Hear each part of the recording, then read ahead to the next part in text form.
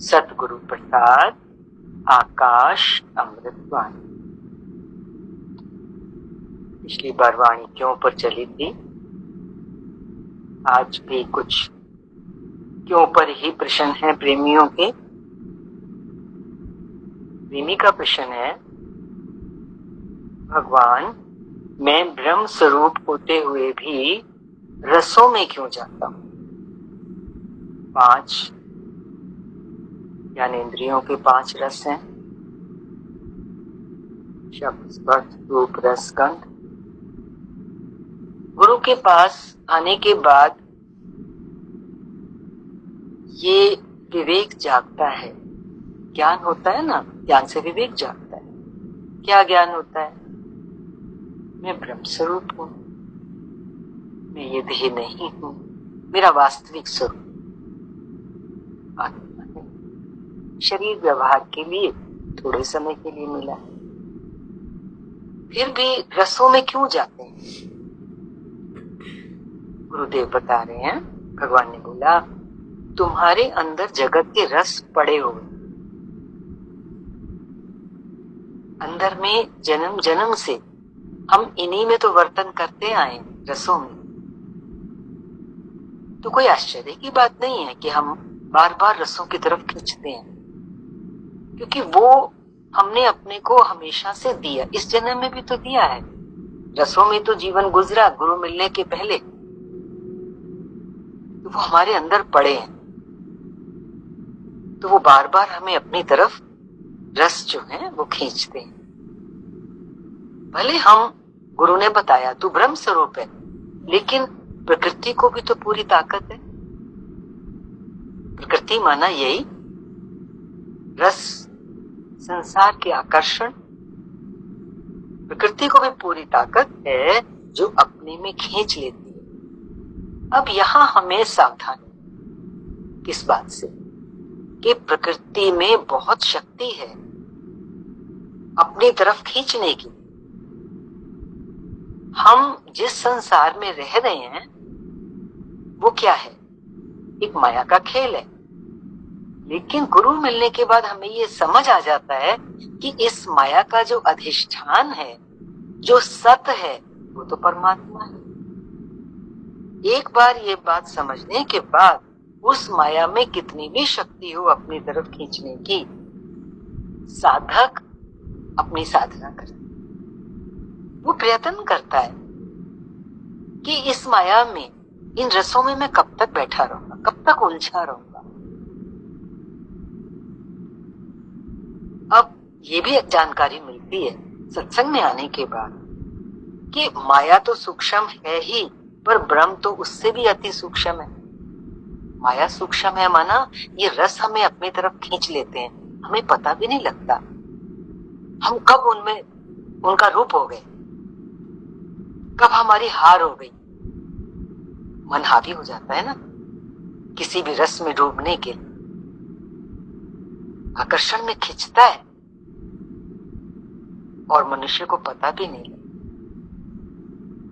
ये बात समझ आ रही है कि माया सूक्ष्म है। अब जो परमात्मा है, जो ब्रह्म की बात चली, वो तो अति सूक्ष्म है। जब इस माया के हम शिकार इतनी आसानी से हो जाते हैं, तो उस परमात्मा तक पहुंचना जो माया से भी ज्यादा सूक्ष्म है, तो समझो क्या चाहिए? गुरु कृपा, हमारी सच्चाई, हमारे अंतःकरण की शुद्धि, जो ज्ञान से हो रही है और होती ही ज्ञान से ही होगी। गुरु वचनों से जब प्रीत हो जाती है तो कदम कदम पर वो वचन हमें संभाल लेते हैं। जब कभी हमारे कदम लड़खड़ाते हैं या हमारी इंद्रियां विषयों में, रसों में जाती हैं, तो साधक, योगी, योगी क्यों कहा? क्योंकि अब वो योग लगाना चाहता है परमात्मा से। तो रास्ते की जो बाधाएं हैं, जिस माया के विषय हैं, रस हैं, वो उनके प्रति सावधान होने लगता है एक एक कदम पर। तो माया सूक्ष्म है, उसको क्रॉस करना है किसको, किस तक पहुंचने के लिए? अति सूक्ष्म ब्रह्म तक पहुंचने के लिए। अब सवाल उठता है कि वो परमात्मा इतना सूक्ष्म है, अति सूक्ष्म है, तो मन इंद्रियों से कैसे जानेंगे उसको? हम तो किस में बैठे हैं? मन और इंद्रियों के साथ बैठे। इससे तो उसको नहीं जान सकते। हमारी स्थिति मन और इंद्रियों से परे होगी, तभी तो उसको जान सकेंगे। यहां थोड़ा सा समझने की बात है। हमारा सारा जीवन, हमारा सारा व्यवहार आप सभी जानते हैं किससे होता है? हमारे मन से। जो हमारे मन में आया वैसा हम करते हैं। हमारी इंद्रियों से हमें जो दिखाई देता है वैसा हमारी एक्शन का रिएक्शन होता है। जो हमें सुनाई देता है वैसे हमें विचार चलते हैं अंदर, उसने ये बात कही, उसने मुझे ये बताया। हमारे मन के ख्याल उसी के अनुरूप तो ढल जाते हैं। तो हमारी जो ये इंद्रियां हैं ये चलाती हैं हमारी, मन चलाता है हमारी। तो वो यही कह रहे हैं कि परमात्मा जो कि अति सूक्ष्म है, उसको हम मन इंद्रियों से जब परे होगी हमारी स्थिति, तभी तो उसको जान सकेंगे। मन के कहने में हम बार बार आ जाते हैं। हमारी हार क्यों हो रही? हम इन रसों में, प्रेमी का प्रश्न है कि रसों में क्यों बह जाते हैं जब हम जान रहे हैं कि हम तो ब्रह्म स्वरूप हैं। तो भगवान ने बोला कि हम मन के कहने में आ जाते हैं। हमारा सारा जीवन जो है वो किससे गतिशील हो रहा है? मन से। मन चला रहा है। इसलिए बोला वो हमें गिरा देता है, हम उसके कहने में आ जाते हैं और गिर जाते हैं। अब ये चीज जीवन में ऑब्जर्व करने की, खाली यहां तो सुन लिया ना कि मन के कहने में आ जाते हैं और वो मन हमें गिराता है। मन का काम ही गिराना है। जैसे पानी का सहज स्वभाव होता है नीचे की तरफ बहना, मन का भी सहज स्वभाव होता है मनुष्य को, जीव को नीचे की तरफ लेके। जब तक ज्ञान के वचनों पे ध्यान नहीं दें, ऐसे ही चलेंगे जैसे चलते चले आए, तो मन हमें खींचता है नीचे की तरफ। और वो ब्रह्म स्वरूप परमात्मा कितनी परम ज्योत है, उसकी ऊंचाई का अंदाजा इस मन से कैसे लगाएं? तो मन से परे होना है। तो क्या करना होगा? तुमको किनारा करना होगा सब चीजें जो आ रही है रास्ते में, जो हमें गिरा रही हैं। इसलिए भगवान कह रहे हैं तुमको किनारा क्यों नहीं पसंद है? हम क्यों नहीं हट पा रहे हैं उन चीजों से? सालों के साल हो जाते हैं ज्ञान सुनते हुए, विचार भी करते हुए, परिश्रम भी करते हुए। आज वचन है कि तुम्हें किनारा पसंद, मतलब तुम पूरी तरह एक तरफ नहीं होना चाहते हो। ज्ञान भी सुनते हो, साधना भी करते हो और फिर उसमें भी चले जाते हो। तो दो नाव में पाँव हो गया ना हमारा। हमें संसार भी चाहिए, विषयों के रस भी चाहिए और हमें सत्संग का रस भी चाहिए, हमें गुरु का ज्ञान भी चाहिए। अब आप खुद सोचो, काम बनेगा? दो नाव में पाँव तो फिर डूब ही जाता है इंसान, ना इधर का ना उधर का। अब हमें किनारा पसंद क्यों नहीं है? ये भी आज विचार कर लो। बात तो हमारी ही हो रही है। भगवान कह रहे हैं आराम के लिए। हम जो विषयों में जाते हैं सुख के लिए ना, अपने आराम के लिए, मुझे इसमें आराम, ऐसा करने से मुझे अच्छा लगेगा। हम अपने मन को, अपनी इंद्रियों को फीड कर रहे हैं, उनको सुख देने, और हम एक वो झूठा आराम महसूस। वो आराम नहीं है। असली विश्राम तो आत्मा में मिलता है, जब पूर्ण निश्चिंतता आ जाती है जीवन कि अब कुछ करना बाकी नहीं रहा। इंद्रियों को जितना आराम देते हैं, इस मन को जितना सुख पहुंचाते हैं, इसमें हमें चैन नहीं है, क्योंकि जितना मिलता है हम और लेना चाहते हैं। वो दौड़ हमारी कभी समाप्त नहीं होती। लगता है गुरु ने ठीक कहा, हम इनको आराम देना चाहते हैं, अपनी इंद्रियों को, अपने मन को, और किनारा करना हम चाहते हैं। अब किनारे से मतलब है, जब गुरु ने कहा तुम किनारा नहीं करना पसंद, क्या मतलब? देखो, आज जो जितना आगे निकल चुका है ना, जरूर समझ ले कि मुझे एक बार के लिए तो इस माया से ऊपर उठना ही पड़ेगा। यदि मैं उस ब्रह्म स्वरूप में प्रवेश करना चाहता हूं, अपने सच्चे स्वरूप को पाना चाहता हूं, जीते जी अपना काम पूरा करना चाहिए। अगला प्रश्न है प्रेमी का, भगवान सब पापों की जड़ क्यों उगती है? एक पाप किया, उसकी जड़ फिर वो उगती है, पाप बढ़ता है। भगवान ने बोला फल की इच्छा और अहंकार के कारण। एक पाप, उस पाप में से दूसरा पाप, उस पाप तीसरा पाप। इच्छा बलवती है। और पाप को पहली शुरुआत ही पाप की किससे हुई? इच्छा के कारण हुई ना। बिना इच्छा किए तो हमारी प्रारब्ध से हमें परमात्मा स्वयं देते हैं, लेकिन जब हम स्वयं से इच्छा कुछ करते हैं तो उसके लिए हम गलत रास्ते अपनाते हैं, वो पाप हो गया। एक बार हुआ, फिर वो इच्छा और हमारे ऊपर हावी होती चली जाती, क्योंकि एक अहंकार जन्म ले लेता है। एक इच्छा पूरी होती है ना, तो फिर अहंकार कहता है, देखा मैंने ये सब कर लिया, इतना पा लिया, मैं भी और भी पा सकता हूँ। और दृढ़ होता है अहंकार, और हमें पता नहीं लगता, हम उस तरफ बह जाते हैं, अहंकार का रूप हो जाते हैं। इच्छा और अहंकार के कारण पाप की जड़ बढ़ती है, उगती चली जाती है। क्योंकि आंसर मिल रहे हैं हमें आज। यदि हम पाप से बचना चाहते हैं तो सबसे पहली दृष्टि किस पे रखेंगे? इच्छा पर। क्या बिना इच्छा के मैं इच्छा नहीं करूं तो मेरा जीवन नहीं चलेगा क्या उस मेरे मालिक को नहीं पता मेरी क्या आवश्यकता है? क्या मेरी ही इच्छा करने से मेरा जीवन बहुत अच्छा चलेगा? अरे माँ को सब पता है बच्चे को क्या चाहिए, वो हमारा परम पिता है, माता है, उसको तो इस भौतिक माँ से पहले पता है। विश्वास, तब इस इच्छा से पिंड छूटता है। इसी विश्वास को समर्पण कहा जाता है। और विश्वास क्या होगा? मालिक तू है ना, मैं तो तेरे भरोसे हूं, मेरी कोई औकात नहीं। बच्चे की क्या सामर्थ्य होती है? छोटा बच्चा कुछ भी तो नहीं कर सकता। ऐसे छोटे बच्चे हो जाए अगर हम, इच्छा द्रोहित हो जाए, फिर देखो भगवान किस तरह से हमारी बागडोर संभाल लेंगे। और जब इस तरह की स्थिति आएगी तो अहंकार कहाँ बचे? बस तू है, तू, मैं कहीं ऐसी सामर्थ्य। ये शुद्धिकरण है। इतना सा भाव ले आना ही हमारे अंतःकरण को शुद्ध करता है।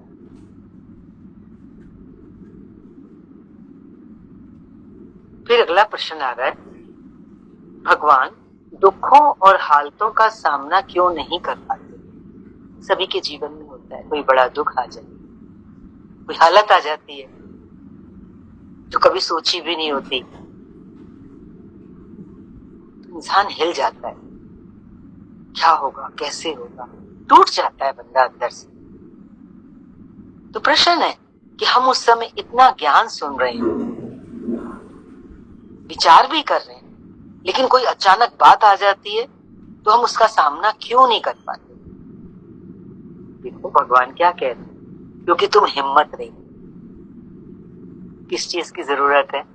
कोई भी बात आ जाए, उठ के खड़े हो जाओ, माना एक बार के लिए अपने को कह दो सब ठीक होगा, मैं बैठा हूं ना, मेरा गुरु बैठा है ना मेरे साथ, मेरे मालिक का हाथ मेरे सर पे। हिम्मत करो, क्योंकि शक्ति खाली हमारी थोड़ी है जो हमारे को चला रही है, हमारी प्रकृति को चलाती है। इस संसार की धुरी वो है। ये हिम्मत अंदर से जुटानी पड़ेगी। उस समय हम टूट जाते हैं, भूल जाते हैं। टूटते क्यों है? क्योंकि हम भूल जाते हैं। हिम्मत करो, किसी भी हालत दुख से डरते हैं पर फेस करना है। बोलो मेरे लिए कोई तकलीफ बनी? जो उस प्रभु का हो गया उसके लिए कोई तकलीफ क्या मायने रखती है? यहीं से हिम्मत आनी शुरू हो जाएगी। जब अंदर में दृढ़ संकल्प होगा, मैं फेस करूंगा।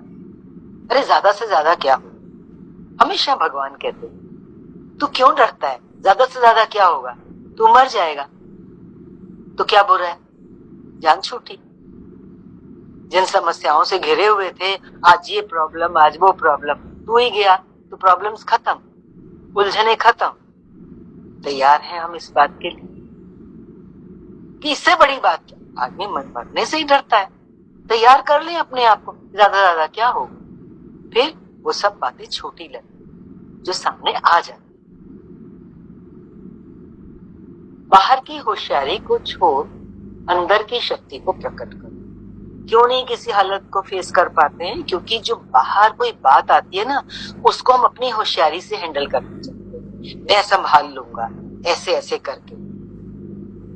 वो जो युक्तियां हम अपनी बुद्धि से लगाते हैं, भगवान यहाँ क्या कह रहे? कह रहे तुम अंदर की शक्ति को जनरेट करो। जब हमारी आंतरिक शक्ति बढ़ती है, आत्मिक शक्ति, असली शक्ति तो वही है, अगर उसमें हमारी स्थिति होगी तो बड़ी से बड़ी भी बात आएगी तो अंदर से यही आवाज आएगी, मना कोई बात नहीं, सब ठीक हो जाएगा। भगवान कहते हैं एक बार के लिए वचन आएगा अंदर, बस हम हल्के हुए नहीं, हम शांत हुए नहीं, तो तुम देखना बाहर की बड़ी से बड़ी बात भी कुछ नहीं कर सकते। वो तभी हमारे ऊपर हावी होती है जब हम हाय करते, हाय ये क्या होता, हाय अब क्या होता। तो हमने तो वीकनेस अपने अंदर इन्वाइट करी, ये कमजोरी छोड़ो। भगवान कहते हैं, भगवान कहते हैं कोई बात आई फेस करो और अंदर की शक्ति देखो। ज्ञान सुन रहे हैं ना, तो अंदर की शक्ति तो विकसित हो रही है, लेकिन ये कभी कभी इससे हम इससे दूर क्यों हो जाते हैं, हालत के समय क्यों हम हिल जाते हैं? क्योंकि हम इतना प्रेम नहीं करते हैं ज्ञान से कि 24 घंटे हमारी रोलिंग इसी की चले। बाहर से हमारा व्यवहार, कर्म, कर्तव्य, ड्यूटी होती रहे। आप अपनी नौकरी पे जाओ, घर को संभालो, दुकान को संभालो, पैसा संभालो, बच्चों को संभालो, कोई मनाही नहीं है। लेकिन अंदर में क्या चल रहा है, तो हमारी आंतरिक शक्ति तब चले, ये देखना है। भगवान कह रहे हैं आगे कि बाहर की शक्ति से हार जीत है। हो सकता है तुम अपनी अटकल लगाओ, अपनी बुद्धि से, होशियारी से किसी चीज को हैंडल भी कर लो, तुम्हारी जीत हो जाए, लेकिन जीत के साथ तो हार जुड़ी हुई। बाहर की शक्ति से हार जीत है, पर अंदर की शक्ति अगर होगी तो भगवान कह रहे हैं जीत ही जीत, उसमें हार नहीं। क्योंकि सबसे पहली जीत तो यही है, हम अपने ऊपर जीत किए हुए। कैसे? जिसने अपने को जीत लिया, मैंने अपने मन पे वश कर लिया। मन ही तो हिलाता है, मन ही तो हिम्मत को डामाडोल करता है। जिसने मन को वश कर लिया उसको कोई हालत, कोई परिस्थिति हिला नहीं सकती। ये भगवान कह रहे हैं अंदर की शक्ति से जीत ही जीत है। जो अंदर की शक्ति को जगा के रखता है उसको अंदर से सच्ची निर्भयता आती है। जीवन में निर्भयता की कितनी जरूरत है। कदम कदम पे इंसान डरता है, कदम कदम। तो किस चीज की जरूरत है? निर्भयता की। निर्भयता कब आएगी? शेर होके चलेंगे जिंदगी। और जब ये सत्य का ज्ञान हमें मिलता है तो सच में बताओ, खुद सोचो, नहीं आती अंदर से शेर शिवोहम की गर्जना की शक्ति? मैं उस परमात्मा का हूं जो सदा शिव, इस सृष्टि के अधिष्ठान, मैं उनकी शक्ति से चल रहा हूं। इस तरह से निर्भयता में हमारी स्थिति हो जाती है। और भगवान आगे कह रहे हैं जो अंदर की उन्नति में है उसको बाहर के दुख लहर के समान हो जाए। बात तो यही है ना, बड़े में बड़ा दुख भी आ सकता है, लेकिन हम भीतर में किस चीज में, अगर भीतर की शक्ति को जगा के रखा होगा तो बाहर दुख आएगा, जैसे एक लहर आती है चली जाती है, इस तरह से वो चला जाए। क्योंकि देखो भगवान ने हमें इतना धीरज दिया है, इतना संभाला है भगवान ने अपने वचनों से। बार बार भगवान के ये वचन हमें याद आते हैं। कोई भी बात आई है जाने के लिए, कोई बात टिकती तो है नहीं। दुख आया है तुझे गढ़ने के लिए। जब इस तरह की बातें भगवान की याद आ जाती हैं तो हम ठहराव में आ जाते। यही भगवान कह रहे हैं कि लहर के समान हो जाए। तुमको सुख बुद्धि है तो दुख भी भासता है। कोई दुख आया, वो दुख करके मुझे क्यों लग रहा है? क्योंकि मेरा मन चाहता है मैं सदा सुख में ही चलता, दुख आए ही ना। क्या हम तैयार हैं इस बात के लिए?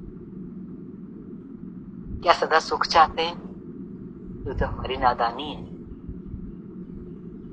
अज्ञानता है। क्योंकि जीवन तो चलता ही सुखों और दुखों दोनों से। सुख आएंगे तो उसके पीछे दुख खड़ा ही खड़ा। हम तैयार रहें, कौन सी बड़ी बात है। और कितने दुख आए भी होंगे। आज देखो क्या हुआ, वो आए और चले गए। हम तो वैसे के वैसे ही है ना, पर ज्यादा अच्छे हैं क्योंकि उनसे हमने बहुत कुछ सीखा। उन दुखों से।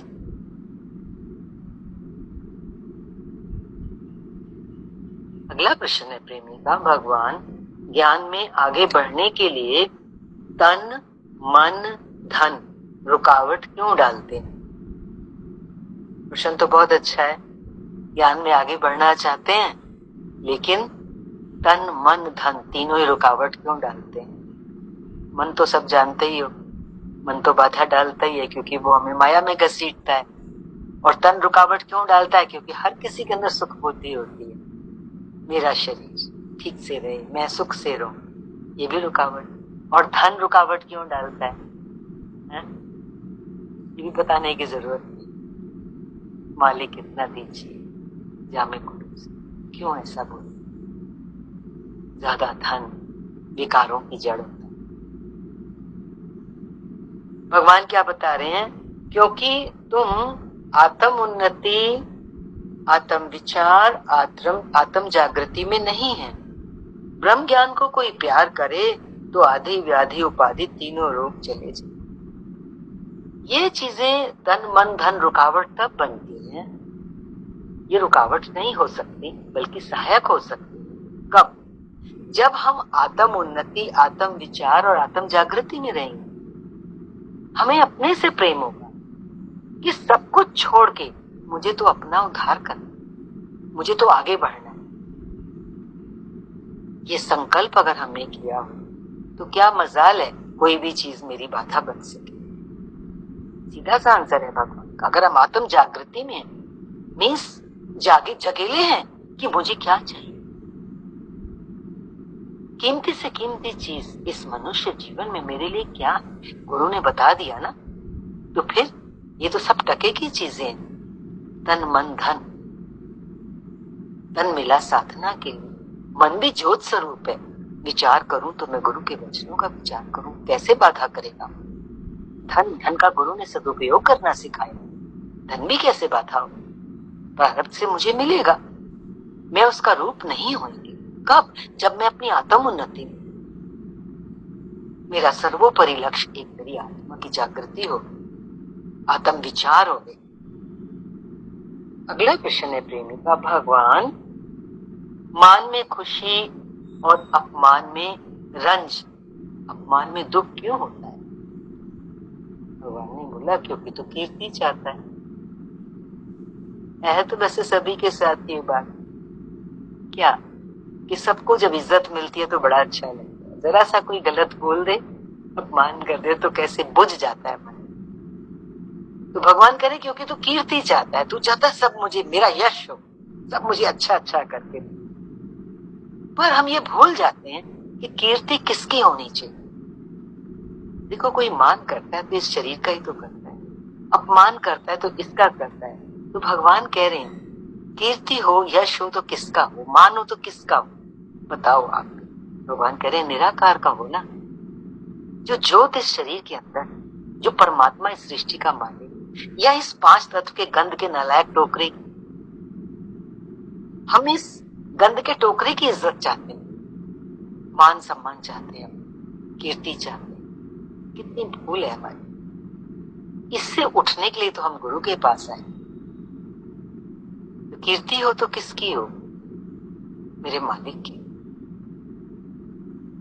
अगला प्रश्न है प्रेमी का, भगवान भीतर के भगवान का दर्शन क्यों नहीं होता? बहुत जरूरी प्रश्न है। सबके अंदर वो बैठा है पर उसका दर्शन नहीं हो रहा है। भगवान ने क्या बोला? क्योंकि तुमको विजिबल देखने की आदत है ना।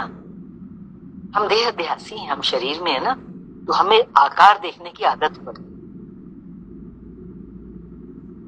तो भगवान का दर्शन कैसे होगा? वो तो आकार के रहित है, निराकार है। रुकावट क्या है? क्योंकि हमें विजिबल देखने की आदत पड़ गई है, और वो भगवान तो बहुत सूक्ष्म से सूक्ष्म है। अब कब होगा वो काम, भगवान का दर्शन? भगवान कह रहे हैं जब ही अपने को मिटाएगा। क्योंकि हम जो इस आकार में बैठे हैं, रूप में बैठे हैं, जब इसको मिटाएंगे, इसकी सत्ता को भुलाएंगे, जर्रे जर्रे अपने को खत्म करेंगे। कैसे? मैं तो कहीं हूं ही नहीं, देखो, ये एहसास करना है जीवन।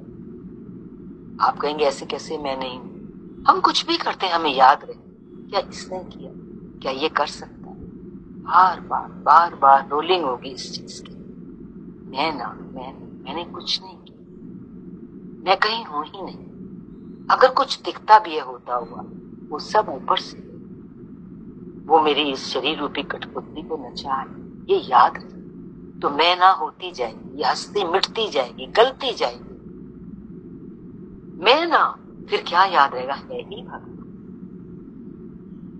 जब ये स्थिति हो जाए, नानक ने कहा तेरा तो मैं नहीं बचा, मेरा कुछ बचा नहीं। जब मैं मेरा नहीं बचा तो भगवान ने आगे कह दिया, तो उसका दर्शन जरूर होगा। तू मिटेगा, तेरी ज्योत जगेगी।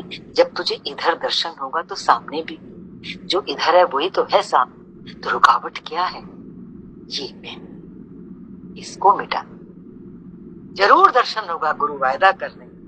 ये लेसन है आज का। क्या पाठ है, एक ही लेसन है।